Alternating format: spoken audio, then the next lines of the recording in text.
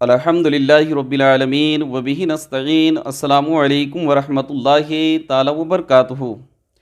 محترم ناظرین، انشاءاللہ العظیم آج ہم بیان کریں گے کہ نماز میں قراءت سورہ فاتحہ کے بجائے سورت سے شروع کر دی تو نماز کا حکم کیا ہے، یعنی الحمد شریف بغیر پڑھے کوئی بھی آیت مقدسہ شروع کر دی تو ایسی صورت میں نماز کا حکم کیا ہے۔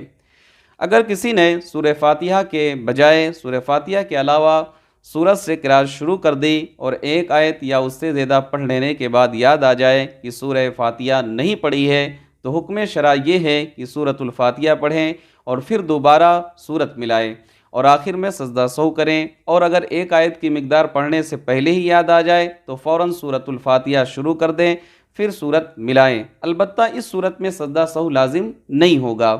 اور اگر سورۃ الفاتحہ پڑھنا یاد ہی نہ آیا اور اسی طرح نماز مکمل کر دی اور آخر میں سجدہ سہو بھی نہیں کیا تو اس نماز کو پھر سے پڑھنا یہ واجب ہے۔ ہاں، اگر آخر میں سجدہ سہو کر لیا تو نماز درست ہو جائے گی۔ بہار شریعت میں ہے کہ الحمد پڑھنا بھول گیا اور سورت شروع کر دی اور ایک آیت کی مقدار پڑھ لی، اب یاد آیا تو الحمد پڑھ کر پھر سورت پڑھے اور سجدہ سہو یہ واجب ہے۔ یوں ہی اگر سورت کے پڑھنے کے بعد یا رکوع میں یا رکوع سے کھڑے ہونے کے بعد یاد آیا تو فاتحہ پڑھ کر سورت پڑھے اور رکوع کا اعادہ کرے اور آخر میں سجدہ سہو کر لے۔ اصل مسئلہ یہ ہے کہ اگر کسی نے سورۃ الفاتحہ یعنی الحمد شریف نہیں پڑھی اور قرات کو شروع کر دی،